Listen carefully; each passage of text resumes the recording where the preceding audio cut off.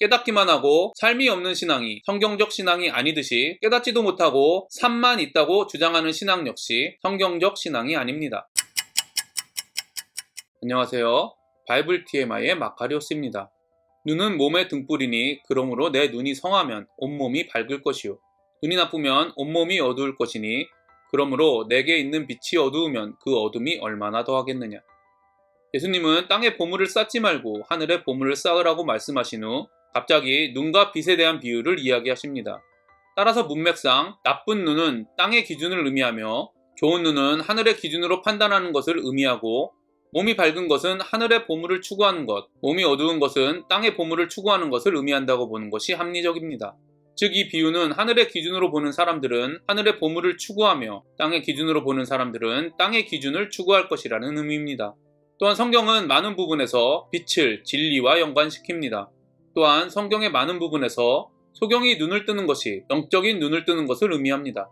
오늘의 말씀으로 보면 땅, 즉 세상의 기준으로 인생을 보는 사람들이 하늘, 즉 하나님의 기준, 즉 진리의 말씀으로 인생을 보는 것으로 바뀌는 것이 나쁜 눈이 건강한 눈으로 바뀌는 것입니다. 어둠이 빛이 되는 것입니다. 소경이 눈을 뜨는 것입니다. 예수님은 하늘의 보물을 쌓고 하늘의 보물에 마음을 두기 위해서는 먼저 건강한 눈, 즉 하나님의 눈으로 변화되어야 한다고 말씀하고 있습니다. 즉 예수님께서는 우리를 위하여 보물을 하늘에 쌓아두는 것은 먼저 하늘의 보물이 무엇인지 어디에 있는지 발견하고 분별하는 일부터 시작된다는 것을 강조하고 있습니다. 이는 단지 보물을 하늘에 쌓아두는 일에만 해당하지 않습니다. 하나님께 예배, 순종, 선교 등을 하기 위해서는 하나님이 원하시는 예배, 순종, 선교 등을 먼저 발견하고 분별해야 합니다. 그리고 하나님의 기준은 바로 성경에 기록되어 있습니다. 많은 그리스도인이 이런 이유 때문에 말씀이 중요하다고 강조합니다. 말씀을 깨닫고 성경에 대한 거짓 가르침을 분별해야 한다고 강조합니다. 그러나 문제는 아무리 성경을 알아도 성령님이 조명해주지 않으시면 하나님의 기준을 깨달을 수도 경험할 수도 없다는 것입니다. 또한 하나님의 기준이 절실히 필요한 존재라는 사실을 깨닫지도 경험하지도 못합니다.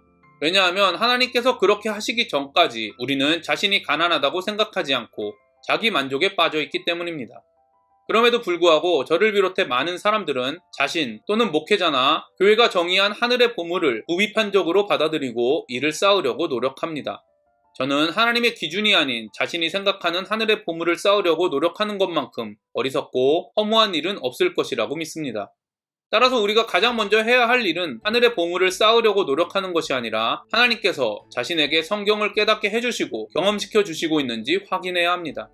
예수님이 우리에게 쌓으라고 명령하신 하늘의 보물이 무엇인지 분별해야 합니다. 세상의 기준으로 보던 가치관이 하나님의 기준으로 볼 수 있는 건강한 눈, 즉 영적인 눈이 주어졌는지 확인해야 합니다. 논리적으로 보면 하나님의 은혜의 시작은 성령의 조명을 받아 말씀을 깨닫고 경험하는 것에서 시작됩니다. 많은 사람들이 이렇게 말합니다. 말씀을 깨닫기만 하는 것은 필요 없다. 삶이 중요하다. 맞습니다. 저는 말씀을 깨닫고 믿기만 하는 것은 성경적 믿음이 아니다 라고 생각합니다. 그러나 말씀을 깨닫지도 못한 사람들이 중요하게 생각하는 삶은 어떤 삶입니까? 저는 하나님이 원하시는 삶을 사는 사람들이 하나님이 원하시는 삶에 대하여 깨닫지도 못한다는 말은 궤변이라고 생각합니다. 깨닫기만 하고 삶이 없는 신앙이 성경적 신앙이 아니듯이 깨닫지도 못하고 삶만 있다고 주장하는 신앙 역시 성경적 신앙이 아닙니다. 그럼에도 불구하고 저를 비롯해 많은 사람들이 말씀을 깨닫기만 하는 것은 필요 없다, 삶이 중요하다라고 주장하며 하나님의 말씀을 이해하지 못하는 자신을 합리화하고 있습니다. 예수님은 눈의 비유를 통해 하나님의 기준이 무엇인지 발견하고 깨닫는 것의 중요성을 강조하고 있습니다. 그리고 성경은 예수님을 통해 하나님의 말씀에 관심 없고 무지하고 능력 없는 죄인들을 말씀을 사모하고 말씀을 온전히 이해하고 말씀을 경험하는 능력을 주셨다고 기록하고 있습니다. 이것이 바로 구원의 능력입니다. 여러분은 예수님의 십자가와 부활이 인간의 죄를 용서하고 단순히 죽어서 천국에 가는 것뿐 아니라 이러한 구원의 능력을 이 땅에서 소유하기 위함이라는 것을 믿으십니까? 성경은 의인인 그리스도인은 이 믿음으로 사는 사람들이라고 기록하고 있습니다. 저와 여러분이 매 순간 구원의 능력을 온전히 이해하고 경험하게 되는 하나님의 은혜를 누리게 되기를 기도합니다. 한 사람이 두 주인을 섬기지 못할 것이니 혹 이를 미워하고 저를 사랑하거나 혹 이를 중히 여기고 저를 경히 여김이라. 너희가 하나님과 재물을 겸하여 섬기지 못하느니라. 저를 비롯해 많은 그리스도인들은 이왕이면 다홍치마라며 세상과 하늘에 동시에 보물을 쌓으려고 노력합니다. 그러나 예수님은 두 주인 비유를 통해 세상과 하늘에 동시에 보물을 쌓을 수 없다고 말씀하십니다. 특별히 세상의 보물의 예를 재물이라고 하셨습니다. 많은 사람들이 이 말씀을 통해 그리스도인의 무소유를 주장하지만 문맥을 보면 그렇지 않다는 것을 알 수 있습니다. 문맥을 보면 예수님은 먼저 하나님의 나라와 뜻이 이 땅에 이루어지기를 위해 기도하라고 가르치셨습니다. 먼저 그의 나라와 그의 의를 구하라고 명령하셨습니다. 또한 성경은 하나님을 사랑했던 아브라함과 다윗 등이 얼마나 많은 재물을 소유했는지 기록하고 있습니다. 따라서 이 말은 재물을 소유하지 말라는 의미가 아니라 우선순위에 대한 것임을 알 수 있습니다.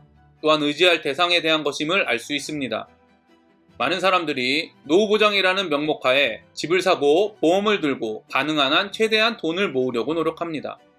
저는 이렇게 노후보장을 위해 열심히 일하는 것을 비난하지 않습니다. 그리고 비난해서도 안 된다고 생각합니다. 그러나 노후보장을 하는 목적이 건강이 보장되지 않는 노후에 돈이 자신을 지켜줄 것이라고 믿기 때문이라면 그리스도인으로서 문제가 있다고 생각합니다. 왜냐하면 이런 사람들에게 예수님은 피조물이나 피조물이 만든 것을 신뢰하고 의지하는 것은 하나님만을 의지하는 믿음과 함께할 수 없다고 경고하고 있기 때문입니다. 성경은 사람이 자신의 재물, 능력에 마음을 두고 의지하고 있다면 망한 것이라고 기록하고 있기 때문입니다. 사단은 자신의 재물, 능력을 의지하라고 유혹합니다. 그러나 예수님은 자신의 재물이나 능력을 부인하라고 말씀하십니다. 피조물을 의지하는 것과 하나님을 의지하는 것은 동시에 할 수 없다고 말씀하십니다. 재물과 능력은 인간을 교만하게 만듭니다. 그래서 재물과 능력이 많을수록 없을 때보다 더 하나님께 집중해야 합니다. 하나님을 우선순위에 두기 위하여 자신의 재물과 능력의 한계를 보는 훈련을 해야 합니다. 더 많은 은혜를 받은 사람들이 말씀과 기도를 통해 더 깊이 하나님의 은혜를 깨닫고 경험해야 합니다. 그러나 세상의 많은 사람들은 가능한 한 많은 재물, 능력, 인정, 권력, 영향력 등을 소유하는 것을 성공이라고 말합니다. 그래서 수많은 사람들이 이런 것들을 소유하는 것을 인생의 최우선순위로 삼고 있습니다. 그리스도인들은 세상을 사는 사람들이기 때문에 이런 세상의 풍조에 휩쓸리기 너무 쉽습니다. 결국에는 사라질 돈, 명예, 건강 등의 우선순위를 두고 살아가기 쉽습니다. 그러나 예수님은 이런 사라질 것들이 가치 없다고 하시지는 않았지만 죽어서도 사라지지 않는 하늘의 가치들과 비교할 때 무가치하다고 말씀하십니다. 이 땅의 것을 해결해 주실 메시아를 찾는 사람들에게 하늘의 것을 해결해 주시기 위하여 이 땅에 오셨다고 말씀하십니다. 땅의 것들을 우선순위로 삼으면 결코 하늘의 것을 소유할 수 없다고 경고하십니다. 세상적인 것에서 우리의 궁극적인 행복을 찾거나 기대하지 않기를 바라십니다. 일시적이고 눈에 보이는 것들이 우리의 마음을 만족시켜준다는 어리석음에 빠져 그것들을 사랑하지 말라고 말씀하십니다. 오늘 말씀은 그리스도인들이 점검해야 할 우선순위가 무엇인지 알려주고 있습니다. 믿음의 선조들은 재물과 소유보다 그리스도 그리고 하나님의 말씀이 더 가치 있다고 고백했습니다. 그러므로 내가 주의 계명들을 금, 곧 순금보다 더 사랑하나이다. 너희가 갇힌 자를 동정하고 너희 소유를 빼앗기는 것도 기쁘게 당한 것은 더 낫고 영구한 소유가 있는 줄 알미라. 이처럼 그리스도를 자신의 보물로 여기는 사람들은 죽으면 없어질 것들이 조금 먼저 없어졌다고 당황하고 슬퍼하지 않습니다. 복음을 소유하고 구원받았다고 믿는 우리들의 마음을 솔직히 점검해 보시기 바랍니다. 그리고 아직도 이 땅의 것들에 영향을 받는 자신의 부족한 믿음을 고백하고 하나님께 믿음을 달라고 간절히 간구하게 되기를 원합니다.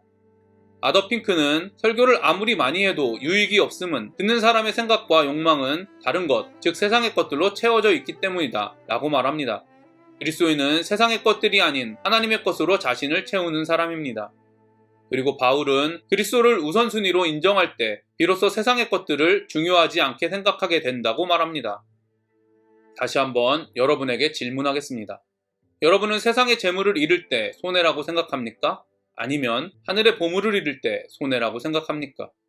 산상설교를 통해 지금까지 말씀하신 하늘의 보물, 즉 팔복의 마음을 잃어버릴 때, 형제부터 원수까지 사랑하지 못할 때, 좋은 신앙인으로 자신을 포장하며 연기할 때 손해라고 생각합니까? 아니면 재물과 사람의 인정과 명예를 잃었을 때 손해라고 생각합니까? 우리가 추구하고 쌓고 있는 보물이 땅의 것인지 하늘의 것인지에 따라 우리의 삶의 방향이 결정됩니다. 그렇기 때문에 우리가 지금 쌓고 있는 보물이 땅의 것인지 하늘의 것인지 말씀을 통해 분별해야 합니다. 또한 우리가 지금 쌓고 있는 보물이 무엇인지에 따라 옛 본성을 추구하는지 새로운 본성을 추구하는지 점검할 수 있습니다. 우리의 우선순위와 주된 관심사가 하늘의 보물, 즉 새롭게 태어난 본성인 팔복에 있다면 우리의 마음은 하늘에 속한 것입니다. 반대로 우리의 우선순위와 주된 관심사가 땅의 보물, 즉 재물, 사람, 인정, 명예, 직분, 능력 등에 있다면 우리의 마음은 땅에 속한 것입니다. 그리스도인은 땅의 것을 추구하는 세상에 살고 있기 때문에 자꾸 땅으로 향하는 우리의 마음을 계속해서 하늘의 것으로 바꾸려는 싸움을 하는 사람입니다. 하늘의 보물을 발견했기 때문에 땅과 재산을 팔아 하늘의 보물을 사는 사람입니다. 땅의 것을 우선순위로 추구하지는 않지만 재물, 능력 등이 주어진다면 내 것이 아니라 하나님께서 맡겨주신 것이라는 청지기 정신으로 사는 사람입니다. 저와 여러분의 마음의 우선순위가 하늘의 보물에 있다면 바울의 고백과 같이 재물, 능력 등의 소유와 상관없이 항상 주 안에서 만족하며 살 수 있을 것입니다. 오늘도 행복한 하루가 되시기를 바랍니다.